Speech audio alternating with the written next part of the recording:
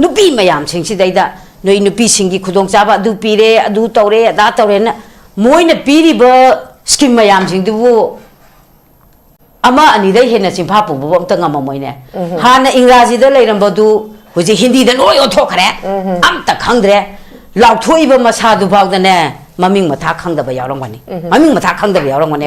adu nadi adu gu maina mi nupi mayam sing sidaida moi them tawraga otlaga nairaga ngaki harau halaga yumthong khuding mak sidaida ujala gas phangalani lem da phangale karai de lem phangali ge akoi thaine ge halaman jingna sangam ama thawdo adagi lakhai ma hanjin pari ma thawdo kaino ma lakhai ma sangam ama hanjin gi thawdo du ne ba mayam jingji palaw do lak thok ba da harau han ba nupi jingji da aduga amaga su amatta khanana ba manada na ba sinba moithem tawbagi thabak tu na ne ba sinadi kaidong da su khoi nupi sing se gyan ta ba yang wali adugi su mathakta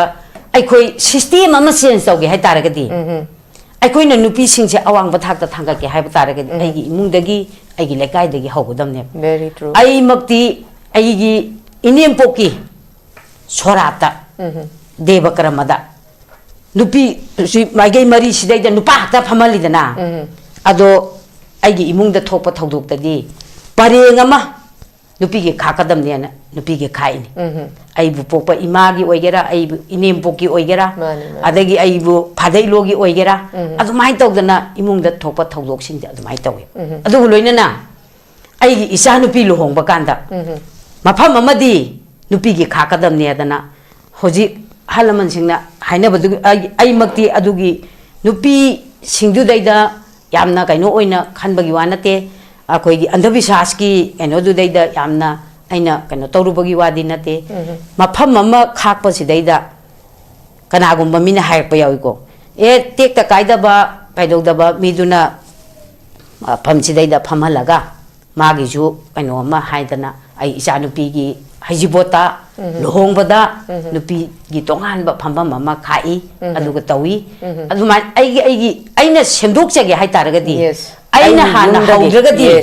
aina hana haudragadi lekai du da haidu ba yaroi amadu da haidu ba yaroi akoi di adumai tawraga ani shubali singamaga chamapan kuntraga mapan gi thamjagre adumakpu hojik su lairiba khoigi matamdugi akhoi ima singi thaudang laugi ba thaudang ji ima hojik su nupi singna tongan ba matam dugi khaktana tana andum matam hiram khuding makta manipur gi any issue da nupi singna ngasi phauba na thairaga chen ba laite afaspa gi bo oiro ama bigi bo oiro koima ado hojik si haidi matam dugi nupi singi thak amadi hojik si 21st century ne haidana ima chakhat pagi thak se dukimatik matam dugi ima singi mahi gi thak hojik ka su yengna robada hojik na education gi manga su yamna hena khumang jawsalabani adu ima na hoina matam duda urakpa khangakpa duga aikhoidagi ima hoina dumak henduna leiragadabani adu matam duda nupilan pangthokram bagi thoram duga hojik pangthoi iba thoram siga ima hoigi mota suduma apen da khena basuduma leiram gani haina khali lengak ama pali banina masigi akhen khena adagi pen da apen basing sisu ima hoina haidi kitang haidi ngasi pangthoi basimakta su kari sigi nakan simda khoi kitang pen de wali matam dudana si tawi kholi habi matang si su ima gi oiba mon khara khajik tang tang thambi ngase notice window na haibirak asigi lairiba nupilan amadi asigi pek akhoi relevance gi matang da discussion saruk ya nanaba haibirak ko sidaida ai samak mai kai dagi kai khumna bu chari oloina na notice window bu yengbiriba pumna makki mafam da su ai noluk chari je sokli singamaga samapan sumna mari da thokiba nupilan si aikoi ningdau kainogi banglo si mai chak khibadu daida mai chak khibadu maram du phajana mamutana thigatpa ngamde maram aduna aikoi gi maitai nupa sing si daida tik u tik si yalu raga khoi gi sanga si sagadabani haidana akan ba yathang ama tautharak padu dai dagi akhoi gi ibung ipa sing si labor force season adana dugumba thabak si tawba yaroi haidana dugumba matam adugi ima indol kaya sing aduna yamna akan ba nungdagi tholakba akhoi gi ipuroi ba akhoi gi inaw sing jasik mayam sing se noina adumaina season na ba yabra akhoi na thadok bu sunate haiba wakhan du daida yamna aset ba phireb amaga loina na hongnaru banaidana thengna rakhiba adugumba lan aduni adugi madugi thongna lingje na do ngasi phawbada akoina ahan ba nupi lan haidana itihas si daida lainari bani do loina na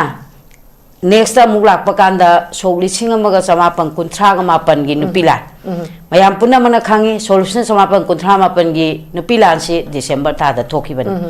adubu adugi sahidu maki September tha asidaida ising isaw na maram oidana aikoi low sing kari kari mayam sing se loina ba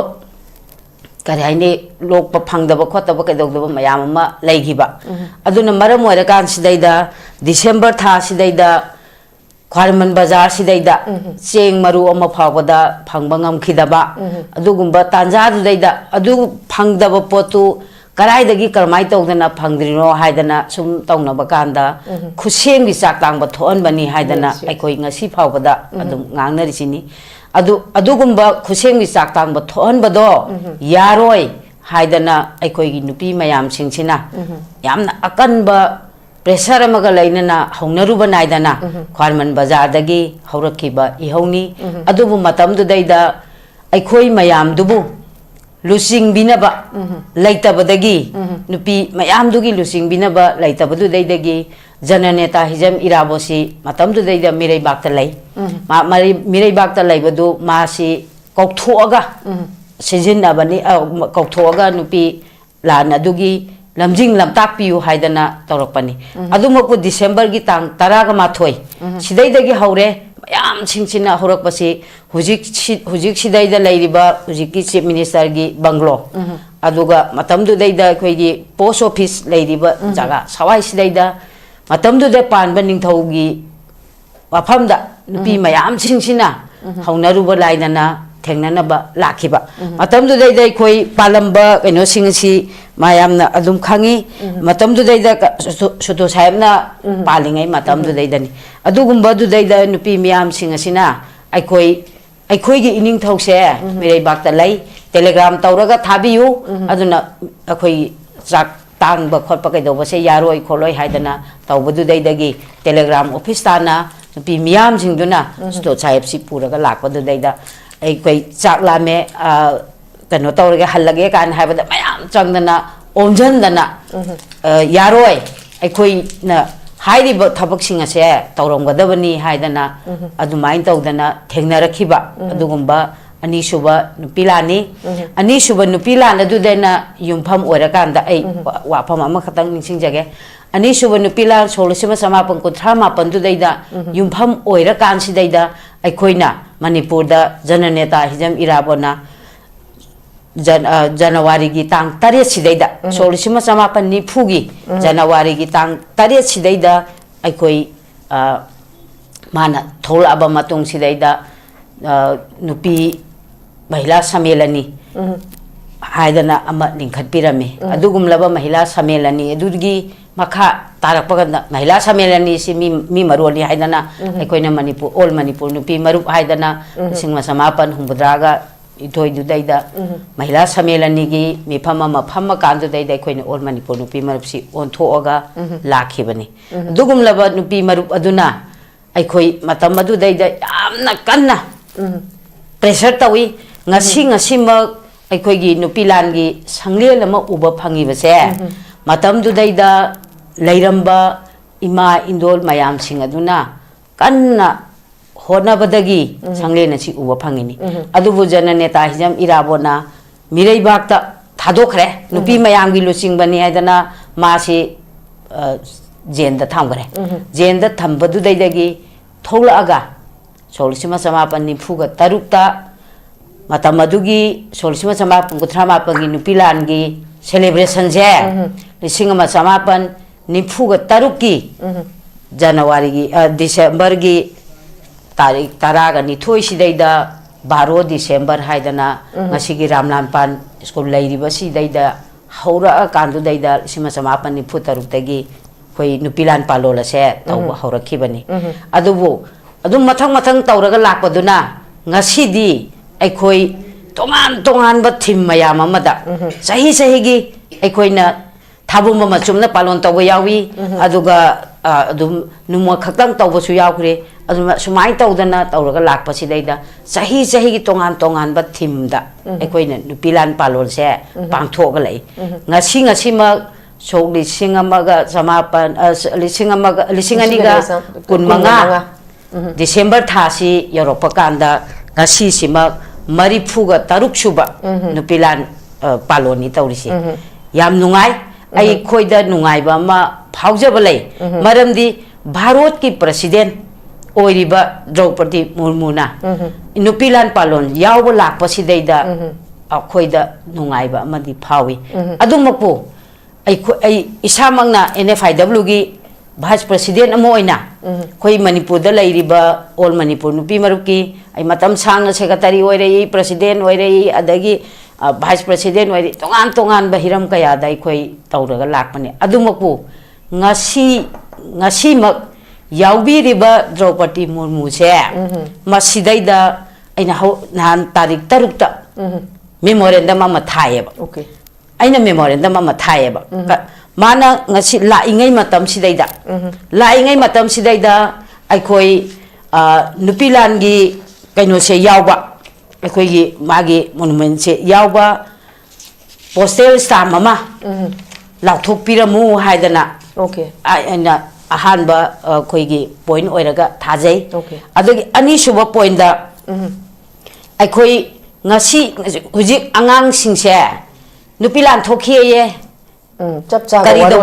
kari dobogi thokhrino kamai tongno kamdogno haiba pose amata khangdre adunadi aikoi Manipur sarkar na su sigi curriculum ama haptana kaidogdana mayam ama angang sing sidaida khanghan nabagi larik tamba sidaida Nupi Lal gi maram sidaida amata tambidornina khangdre adumaku Bharat ki lairiba mahiroi mayam sing adi yam sing sina khangnanaba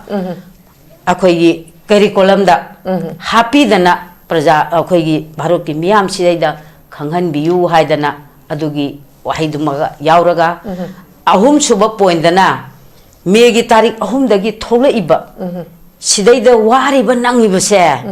aidagi hena maru warisi nupi sing amadi angang sing sineba aduna moi sing sina awaba khudongtiba mayam ama nangiba huji sigi thodok si tholakpa kanda matam amagi Nupi Lal da yauramba ima indol singdugi abok singdugi masa manau ngakani ngasidi koi Manipur da sigi Lal si tholakpadagi nupi mayam ama sorok lamjau da thoga ai koi sorok lamjau da thoga ai koi ne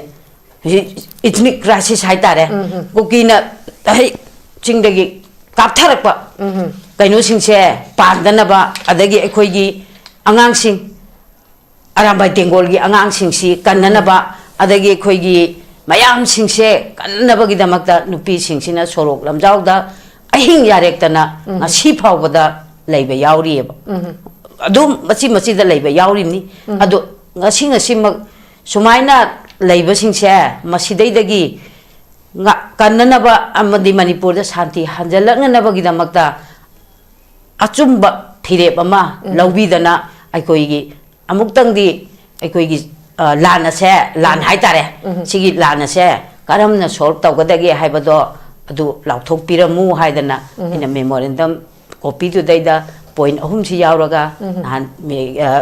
chaliba thasi gi tang tarukta thajai adu tang tarukta thabado tang taret sidaida ada yawraba matung sidaida tang taret ki sidaida ina media singda loinabak thabaduna tarik nipan gi paper da karida mayam ama yawrak pasidaida yam ama comment tawrpa yawi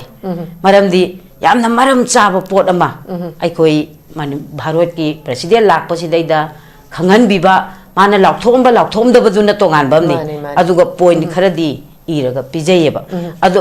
aina masi tawjaruri sigi maram chi karigino da aikoina lisang sina nupilan palon se tauraga lakpada tongan ba thimda tauraga lakhiba adugi poinduna ai horen ani subada haijage aduna hujiksi ahan ba amadi ani suba nupilan adu daida yauramba tauramba masa adugi sada nauda ngakani hujiki aikhoigi nupi singji lup mayam ama leire tongan ma lup mayam ama leire adubu aikhoida ima indol singdugi thamoidagi tholakba leiba kaidanaba asa kanjaningba wakhala dudi aikhoigi laik laisu hairaba ngasigi miron sidaida kharadi watpara haibase simadi aigi thamoida phaujaba leiyeba aduna adumaina aikoi ngasi si kaidobodagi tholai no kamai tawbono ngasi oire ibasina karino haiba posi intellectual oiraba laik laisu hairaba adagi aikoi nupi gi lup mayam ama yauri moi singsigi thamoi sidaida mine injan ba yaba baking sidaida leirakan adu hayu adu taw haiba gi pot sidaida ne amakak moida chen base sidi ai ani sigi hanage alaman singdugi wakhanduga hujiki kaino siga khena ba kharadi laibra haiba simadi igi thamoida phaujai aduna sugumbaji aikhoina phauri base masi taholoji haiba taragadi phajana aikoi amutana nainaba ma changi aiguigi isainau singsidaida khanghanba ma changi moida thauna ama happy ba ma change ba aikhoigi ngasigi miro leiriba mayam singchin aikoi si kadai bhagono nan megi tarik 2023 gi megi tarik ahum dagina ngasi phawbasi sahi ani henjala abani sahi ani henjala abani si phawbasi daida khudong thiba mayam am mayok nare sigi na gi ba mayam am yaure adagi IDP singsi daida adum moida piri ba kaidori ba mayam singsi da penda ba mayam am yawi adu itaragadi aikoi karmai tawraga solve tawgadage aikoi si amatta oiba khansi daida chaminagadage haiba potu neba adu pose yaudri hujiksi mayam si gyan tamina ba wali adu si yaudri ngai di aikoi ahum suba nupi lalamagi thaurang tawrakpa kanda hanagi ahanba ani subagi ima indon singdugi thaunado moigi thamoidagi tholakkiba thengna ningbagi aigi iraiba kannanaba aigi ijati kannanaba aikhoigi isa inau sing ipuroi singsi daida moina heta namfuda tawba yabra haibagi wakhalama phauri base masi ngasigi mironjina phawba khara walieba khara phawba wali aduna ahum suba nupi lalamagi thorang tawrakpa kanda aikhoi masen se chap chana gyan taminaba ma changi haiba wafamsi thamjaningi okay thagachari maya marik chumba warol thambiri khoina nupi langi maram sidaida sum nainara abanina aina wafam khara rang thamjaningi si solisima samapan marifuma thoi adai dagi aikhoigi manipur sidaida hana adugi mamangi pero choi phawada nupi gi lup ama khaktang leirami manipur da hujiki ngasai aina haijagiba manipur mahila samelani ngasigi na all manipur nupi marup haise si khaktamak leirameba si khaktamak leirambaduga loinana aikhoina nupi langi se sidaida apunba ama khaktang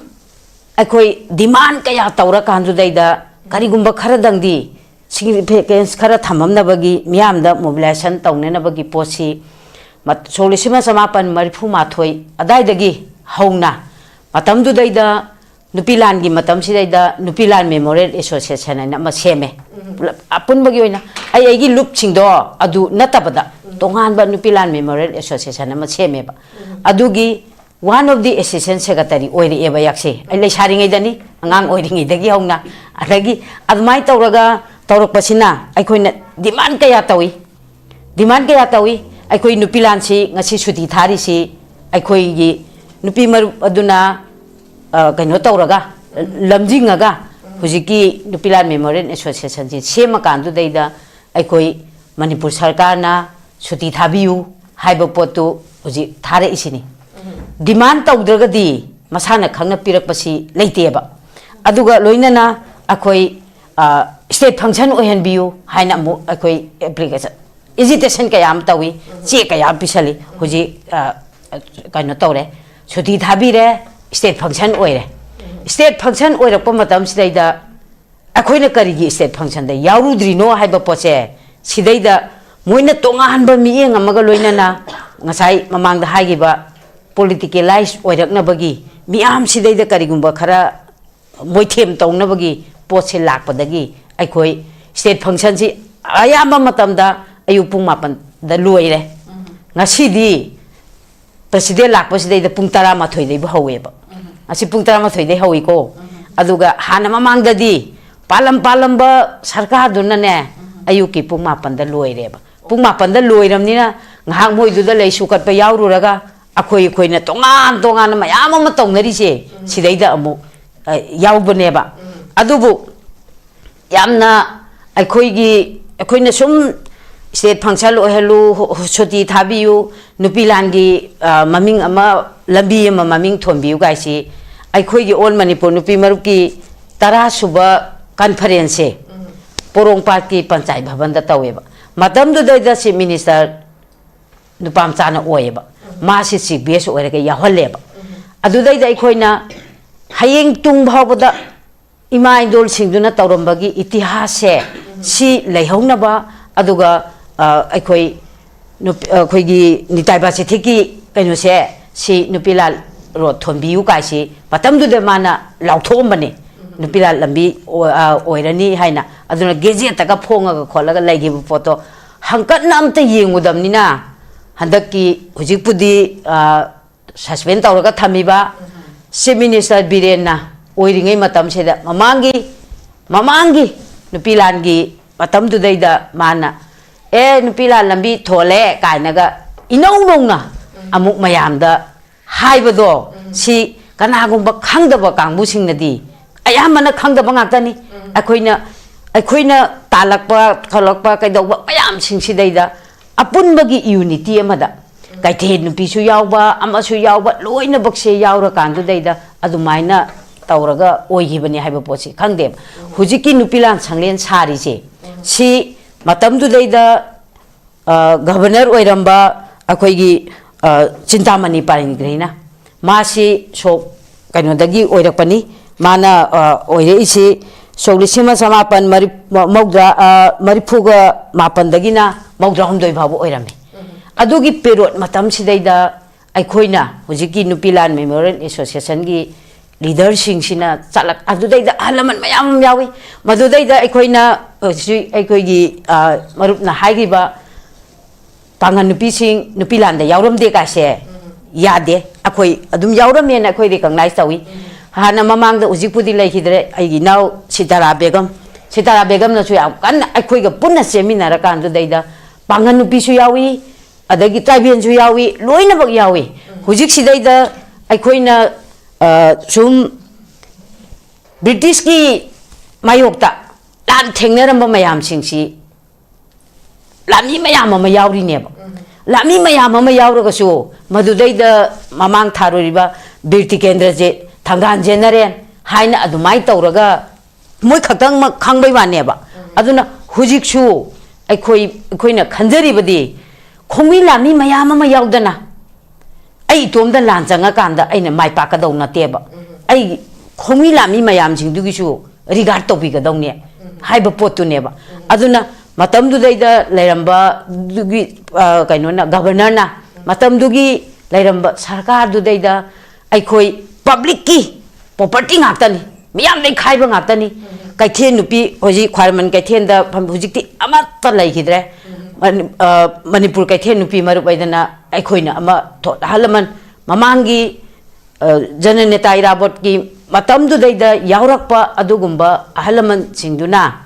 aikoi nupi singsidaida lamjing lamtak tawra kan du daida moigi tonganba lupmama sembiraji kaithen gi oina haina tawra kanda manipur kaithen nupi marup na sem ngasi chu function mayam tawba kanda manipur kaithen nupi marup yaurimni aikoina tawba aikoina ngasi tawjari ba khurai da tawri function ji ju tribal yawi muslim yawi adagi IDP singi ayamama loina bakse yaura kanda daida moigi problem se solve tawna ba kamai tawro solve tawgadagi ngasi hek December ki tarik 1 dagina 38 chibaw manungda IDP singse mayum da hanjal halu moigi piriba chakthong se niyom chumna phanghalu haina tawdana ekoi अदुगी दाबी भावदा यावना चंगली Geneva अदुना हुजिकी फजरबा संगलेन मा उबा फंगिबा ngasi prime कइनो president लागा लई कलरिबा संगलेन से प्रजा मियामगी मरन मथुमना अखोई पुनमकना खाइनारा कांदु दैदा जमा तौरा कांदु दैदा मतमदुगी अखोई गवर्नर ना लोसिंगगा सागिबा पोनेबा अदु हुजी अपुनबगी यूनिटी दुना असि साबा ngama इनेबा अमत ओइबा लिसिंग दुगी मखादा अदुन सिगी पोसी लाकपा कांसी दैदा मयाम अमा अखोई ngasisu अखोईगी इचामना हाइरे अदगी आई मरुमना हाइरे अखोई तोंगान बा जातिगी तोंगान बा लुप सिंदुगी मी मयाम अमा यावना पांथोखिबनी मोई सिंदुबुसु यावना अखोई इकाई खुमनबम थोई हाइबसे याम चुम्मिने बसे सुगुम्बा तोखाइना खलल इबा पोसे कनाना खललपनोबा अदुनने अखोई सिगुम हदकी थोइबा इरांग सिदैदा अखोईगी ग्रुप अखोईगी एथनिक अखोईगी इतिहास फजना ममुताना खंगकदोबगी तांजा मलाएबा खंगकदोबगी तांजा सिदैदा अखोईगी इतिहास सिबु लाना पुननबा होनरंबा करीमत पिक थौरांग तौबिरमदबा कांगबु सिंगदो अदुबुदे अखोइना मिराएबा इकाई खुमनबा उतेबा अदुबु इतिहास लाना पुदनबा नियम चुमना कदाइदगी हौरकपनो कमाई तौबनो ngasiसिना अखोइ करंबा फिबमदा लैरी हाइबा पोसी लाकपा कांदा अखोइ मसेनसे यूनिटी लैबा म चंगी हाइबा पोसीदी याम चुम्मेबा अदु यूनिटी सिदी आइनजु यूनिटी लैबा हाइनी अदो आइगी लूप अमा सेमगाकनी अमनजु यूनिटी लैबा हाइनी अमगी लूप अमा सेमगाकनी अदगी ngasi म कइनोगी प्रेसिडेंट लाकपा कांसिदैदा लूप अमना बन कौशले अदगी अतोपा कांगबु अमना वेलकम तौरे सी ngarang maktada tawriba function du atopa loop amana welcome tawri natro ado ai isamakti amna nungai taba ma feel tawra kan sidaida neba haktheng na pijagadaba poto piba yahandeba bharot ki leader laga karigi nangna thengnaruriba nangna yaururiba nang boycott tawni kaina hairakadra haibagi akibasu leijeyeba aduna अखोइना बन कौरक इबा कांगबु सिंदु दैदा अखोइगी नुपी मरुपसिना इहान हाना statement थोइ मरमदि नुपी लान पालो लेसे अयाम पुनमक लोइनब पांथो खोन थोइ अदुना नुपी लान पालोन याव लाप मी सिंदुबुदी खरा कोमथोक PU हाइदना अखोइना statement नम थोए अदुगी statement थोकपदुगी मपाना Moina ए नुपी लान चिदी मयाम पुनमक पांथोक फम थोइ अदुना Moina नुपीलान Pallon दु तौबा कांददे अखोइ अथिंगबा थमजदे हाइदना हाइरेइको हाइरेएबा अदु अखोइना हाइरुद्रगदी तुम legacy हुजि थाव पेट्रोल से लोइना मफम पुनमकदा ngaranga ngasiga ban tawramnina thingjangare adagi amu hayeng tang taraga humdoidagi matam kaktana tawni haire adugadi अखोइ युमदगी दी चुमद्रिंग थोलाई आइमक्ति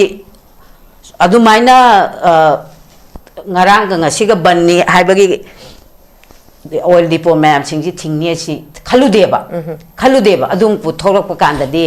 नंबोन यरक कांदा थाव लिटर अमदा लुपा चामगा कुंथ्रा चाम काइनु नोइसि यामलिदा चाम तरादंग लौदा हाय ए अखोइ चामगा तरहमगादा लैरुबनी अदुना चाम कुंथ्रा लौनेना थाव लिटर मंगा हपकदा चाम कुंथ्रा लहोइ अदगी हुजी अमुक हनबा कांदा असवाई खुराइदा फंक्शन तौरुरे अद सिदैदा डिस्कशन जी याउननबगी अमुक असवाइदा सुम खरा कांतौबददे अफम अमदा औ खुराइदा हंगुबा कांदा चाम यांखैनि हाई काइनो इबे मनोसिदि यामंग्रेदा हारगा ए अखोइसु याम तांगना लौरुबनी हाइएबा सिनेबा अखोइ मणिपुरगी जाबा लौनबसे तोंगानबा वाखलमा फाउरिसि तोंगानबा वाखलमा फाउरिसि अखोइ मियामदगी namat tauraga ai hingdaba yade haiba wakhal amoramda chatkreba adu ngasai haibe nupi na nupi da ot pa haisi ai khoi masen si otna reba khoi masen jo lup amaga su nupi masen je kano tong ne ai khoi di angang pitru oiringe dagi miyam marak sidai da yaura kandu dai da sum lakpan loina bakse loin bakhang nai ai ngon dagi kona yaurak pa kona lingkhalak pa luptuna magi baking du pharam ni na hojikti a to longre mado longre ba moini hena miyam da focus saw gare ba ado phajana a makok tagi hongna miyam marak ta tilakan du dai da khangai ba kholai ba mayam sing du di akoi hojik su adum ngang nai kong nai loina ba tong nei ba ngasi sidai da akoi manipur kai the nupi maruk ki tamchangna secretary oiramaga hek punamak singse yaurakpa adagi hujikna president oiriba aduga aikoi aimangna yaujariba all manipur nupi maruk aduga bharat ki oina lairiba national federation of dan means ki chu mase president oirami adumapu nupi maruk oina count tawre mase manipur kai the nupi maruk ki president oina count torkan akpa kan saida si khurai de akoi gi kaino sidai da function si yawba lakba kan ma yawba ngamgodrane ngamoidrane haibduna khoina ima yawbi da baya de yawbi imagi kaino tawdoini haidana tawdana khoi baton thin basa phaijuk manung da le hauraga tamapi ta gai maya marak ta ten banga maroidrane haiba wakhan du dai da phauraga le hobaduna masu singdu da hairaga ma se lakpa kanda hujiki like lendigi sanglendu hek yaurakpa kanda ai kumsi sahi sina ai gi nupi lan yaubagi kaino se loide gar tawba male haina hairak pa sidai da koi thamoi sidai da yamna nungai tabam feel taweba aduna adugumba ima singdugi adugumba halaman singdugi masa mamau singdu daida kaidawai da sumana handaba miyengna yengdaba mamau du su masane na khanba adu oi taragadi kaidawai da su akhoi se amata kaina roeba huji crime against women gi tholiba crime mayam singse ai khoi imung dagi aigi family dagi hauba natragadi yaroeba nupi gi phida se ai khoi gi family dagi haugadam neba aduna ngasai warep lobham body da warep lobham body sidai da nupi gi thak se aduki matik nemieba nupi da bho thada de yes nupi da bho thada de aduna adugumbagi thak si lakpa kanda ai khoina aina yaujariba national federation of indian men manipur da lairiba all manipur nupi marna sogli sigama samapan marifu adai dagi hongna ai khoi local self government da adagi kaino da assembly da parliament da nupi gi sit sahada kontra go humdoi thamgodamni haibase ai khoi isang sina demand tawraga lai lisang sina demand tawraga lai parliament manung du dai da mp oiba bengal dagi karakpa akhoi gi gita mukherjee na communist party gi mp leirami le party gi kangbu singsina parliament manung sidai da nupi gi cha da kontra humdoi reserve thamgodamni haibasi adum standing committee ama semaga hujiki gita mukherjee na chairperson oiraga leirameba adubu aikhoi bharat ta pankhiba UP gi government ama leirami akhoi gi le party singchu yawba government ama leirami adugi matam du daida sarkar pairakba matam du daida gita mukherjee si daida nang cabinet minister ama pige aduna akhoi sarkar si daida yawbiyu haiba kan si daida mana kari haigebu aikoina pukhaliba dabi nupi da chada kontra humdoi parliament abadi assembly da aikoina thangkaliba se si phajana discussion tawbiu aduga pass tawbiu haidana adu hek tawdringai di aidi karigumba pham amatta paijaroi haidana paigi deba paidana adum sigre adumaku aikoina sigi dabi sidi adum manipur da atai atopa nupi gi lup amatana sing dabi se tawrakte ai khoi khangtani tawri je adu mamai thang da di Bharot ki nupi mayam gi look mayam ma Manipur gi su adum kano tawra kan sidaida aikoi sangjalaga lakhi bani 73rd amendment bill gi tap matang du dai dani aikoi panchayat ta Shakti panchayat ta nupi gi kota gai laiba jila parishad ta nupi gi kota lai se 73rd amendment bindu gi tang du dai da pass tawra kan da parliament ta kai da loina bok lora kan da adu gi potu ihal hana haurakhi bani jila parishad hamba hek haurakpa matam du dai da hoji ki municipality da nagar panchayat ta 33% reservation se lakhi bane ba adubu laksaraga su aina bi lekpe na tawram bani adubu nupi gi tara bani na akoi taima akoi ise adagi akoi indor adu le phalage na le phalaga kara kan du dai da kari ba nupi do aduna warep lobang ngam jade ba baking du dai da moina tawraga chapi tharaga adum tawraga lakhi ba adugu mayam singse aikoi thamoi sidai aduki matik nungai taba phawaiba adumaku handaki mamangda international women's day na sahi chama surok bakanda sokli singani ga tarada matam du dai da parliament kaino da bharat ki president se kari maming du bokak to adagi kaino se speaker se maira kumari na oiringai matam du dai da parliament sidaida akoigi international women's day na sahi chama churok padugi palon ju tawi parliament manung sidaida adugi parliament march ki tarik enodani nipanda ni tawrise aduna international women's day gi palon du tawbaga loina na mana puthoe bilji puthoe adubu lok sabha dadi karimta kana tawdre Rajya Sabha dadi sokli singani ga tara du dai Rajya Sabha dadi pass tawe adubu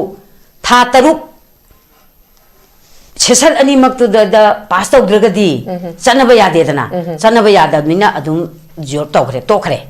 adugu chom thengnabadi khoi lepalaite Manipur dagi nupi chama ga tara ga mari pura ga sala kandu dai dai khoi numi tara mangani gi dharna phamba yaururini Manipur nupi singsi loina bo koina litawraga Manipur dagi nupi chamaga tara mari chalini adugi matung tarakpada humbudra chatpa chama chapa humpu chapa handaki akoigi corona gi matam du daida ek phagalakpa du daida kitang phagalakpa saida khaithe nubi mayam ama asa worker mayam ama angalwadi worker mayam ama adagi khoigi nupi maruki member mayam si chala kan du daida Bharat ki parliament mamang du daida parliament mamang du daida makal mathen gi dharna agitation taw ayam se dum yauraga lakrabane adum ku laibak phaba mana handaki mamang gi sarkar sidaida mamang gi sarkar chogli singani ga kunga humdoi gi September tha da phamgiba parliament session du daida 33% reservation je si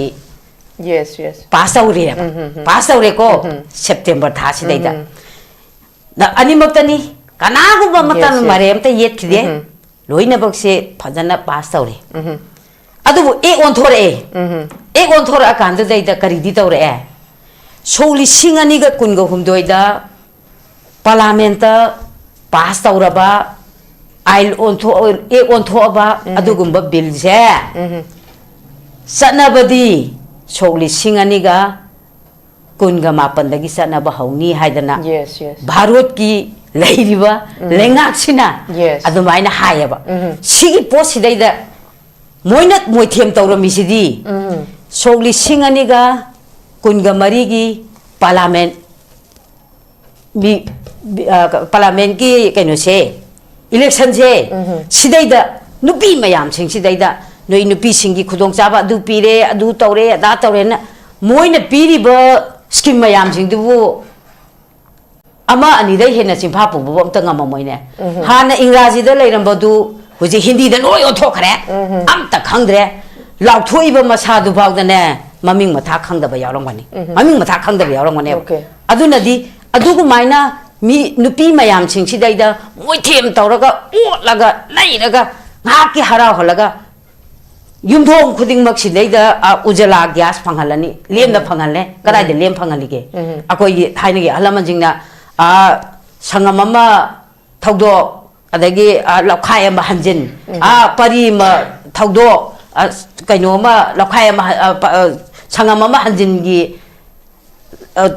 thaudo du ne ba mayam jingji palau do lakthok pa da harau han ba nupi jingji da aduga amaga su amatta khana na ba manada na ba sinba moithem tawbagi thabak tu na ne ba sinadi kaidang oi da su khoi nupi sing se gyan ta ba yang wali adugi su mathakta ai khoi system ama sense tawge hai taragadi ai khoi na nupi sing se awang ba thak ta thanga ke hai ba taragadi ai gi imung dagi ai gi lekai dagi hogodam ne very true ai makti ai gi inem poki sorata deva karamada nupi si magai mari sidai da nupa ta famali da na ado ai gi imung da thokpa thodok ta di pareng ama nupi ge khakadam ne na nupi ge khai ni ai bu pokpa ima gi oigera ai bu inem poki oigera adagi ai bu phadai logi oigera adu mai tawd na imung da thokpa thodok sing da adu mai tawe adu loina na ai gi isa nupi lohong ba kanda mafam amadi nupi gi khakadam ne da na hoji halaman singna haina badu ai makti adugi nupi singdu daida yamna kaino oina khanbagi wanate akoigi andhabishas ki kaino du daida yamna aina kaino torubagi wadi nate mafam ama khakpa sidaida kanagumba mina hairpa yawiko tekta kaida ba paidogda ba miduna pham sidaida phamalaga magi ju kaino ama haidana ai isa nupi gi hajibota lohongbada nupi gi tongan ba phamba mama khai aduga tawi aduma aina semdok chege hai taragadi aina hana haudragadi aina hana haudragadi lekai du da hairuba yaroi amadu da hairuba yaroi akoi di adumai tawraga hujiksi ai khoibu yabiba halaman sing mayam amana mana tawri sina chumine mana tanjariba dabi duga loinana ai gi imung dagi ai gi lekai dagi haugadamni haiba pose halaman singna yabi basu yawe ba adu kana gumba karana as nang khadi hemaleda hai basu yawe ba adu ai gi imanabi amagi masa nupi su adu makhaktani adu luhongba kan sidaida sakhi gi tawri basu maina ai su tawge hai ba cha mai nupa sine yade ai nupa sine yade adu idi nangna yada bo orega di ai cha nupi matom do orega su ai luhong basu yawra roi haji bosu yawra roi kain yawra roi na mase hajibo numitu daida mafam ama kanji hairu badu daida arangbhamna adagi lekai dugi bamona karina yarakta badu daidagi ma lole ba mase adu daidagi kan nangangna rakan du daida mafam jaga ama du daida phak asang ba ma thaba sidaida sumaina loina ba konjalaga sigi machi sidaida bamona ba phamhale aduga somdang nakan dang badu daida nupi khara phamhale adoidi mana khai pamjari potu pura fuldi oidredana fuldi oidreba adudaida ma thamoidadi asiba ubu tawragadi aiju khara yarageda haibagi thinking amadi laine adumaina taweba aduna aina haijening sidi nupi gi thakse dum nemi yamna ima nupi gi thakse aduki matik nemi hujik sidaida nupi masen maktada ni tawnari ba poche aduna sigi thakse sidaida aikoi se khajitang handhaba natragadi aikoi amana ngangbada ama tada amana ngangbada ama tada ba sidaida sum leirba aingonda chapi thariba midugi khudong jaba je sum lauraga aikoi masen je khanabadu oiraga di kaidawai da su aikoi mai pakpa ngamoi maramaduna aikoi punamangna aikoi ni nupi masen je amaga cooperation pinaba yamna nuksinana laimina je hai taragadi isa imau du su isa ne na khalaba mamau su mamane na khalaba aikoi aigi inem poktuga aiga se mayam punamangna aina mapanda chatpa kanda mapanda gawati da khangde kalkara khangde chatpa kansa da ai inem pokse puruga chale maramdi aigi inem poktu daida aina mayam gi chalini haiba posi kana kani mina ngangna badu daida ma thajadana aingonda thina tawningam basu yayaba adumapu ururagadi aigi imong nupisina mayam tina ba chali si ore ko do khalagadi ma aingonda oninga roi aina su ima du daida oningdre aduna yamna nuksinana loinari ba sumaina इचाद ओइगेरा इमौद ओइगेरा कैरो लेकाइद ओइगेरा थखा बेभार से खग खंगनबदु ओइरगदी ऑर्गनाइजेशन दसु काइनरोय अदुगा समाज सिदैदसु करिमता काइनरोय अखोइ मसेन से यामना नुंसिनाना थबक सी तौमिनरगदी थबक पुनमक्ता सक्सेस ओइगनी हाइबो वाखम थागतरी मैं मरिक चुंबा वरल थंबिरी